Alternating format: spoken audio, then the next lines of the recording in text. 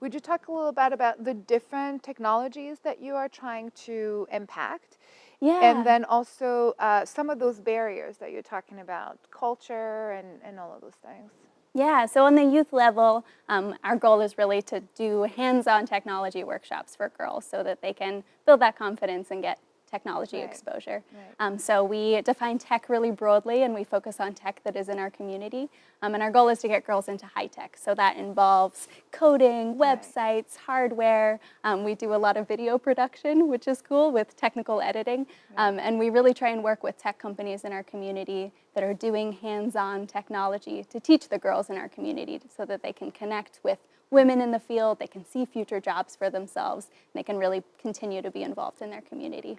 And so on the high school level, we do a year-long program of high school hands-on tech workshops. They start out in November at the school year, where girls learn to program and solder and build their own robots. They learn to film and technically edit their own videos. They learn to 3D print really cool objects that they get to take home.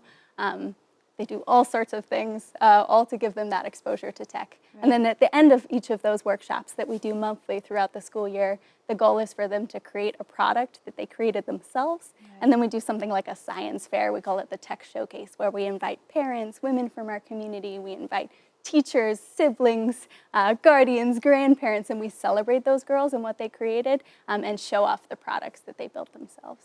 Yeah, this is fascinating. I'm like, I want to be there right? already. Yeah. I wish I had it when I was in high school. It's so cool. I know.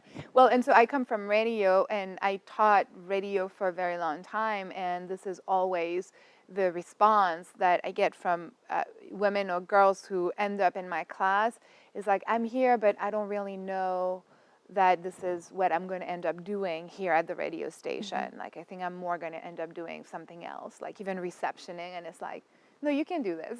Yes. I will teach you and you would be just fine. But historically, radio has been a field that has been very male-dominated. It's not just around the production aspect, but also around the engineering aspect. So Absolutely. Would you talk a little bit about that, the historical impact of not seeing yourself represented in those trades, and therefore lesser and lesser, representation will ensue?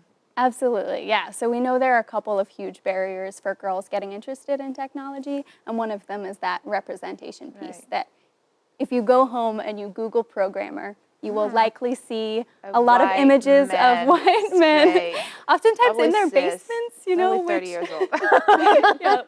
Yeah, and then we know that there are other barriers too that, and confidence is really the biggest barrier that we try to address at ChickTech. That there are lots of opportunities now to get exposure to technology, but STEM identity, that belief that you're a technologist, comes about when you're in middle school. And middle school is a weird time, right?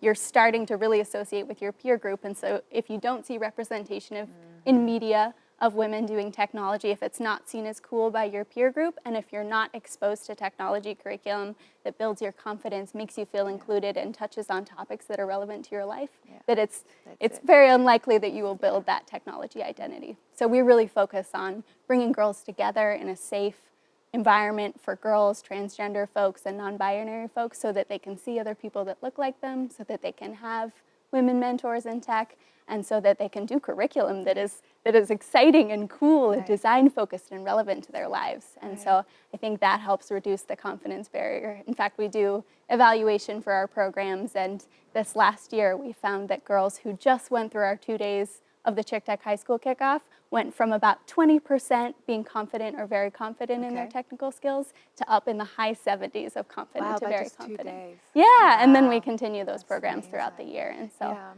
And so mention a little bit also the higher barriers that exist for young girls of color, especially Black and brown girls, you know, and some of the youth also who find themselves in more impoverished communities. Yeah, absolutely. Have less access.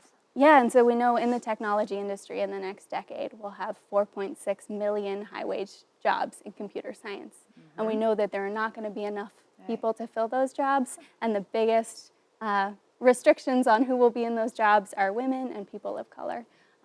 And in, the recent years, the number of women who graduated with a computer science degree was around 18%, and women who are Hispanic or Latino and Black were even lower than those percentages. And so that's really where we have to do the work. It's important to have all racial groups and genders equally represented. And so our programs focus on reaching out to Title I schools. 65% of the girls in our programs identify as girls of color.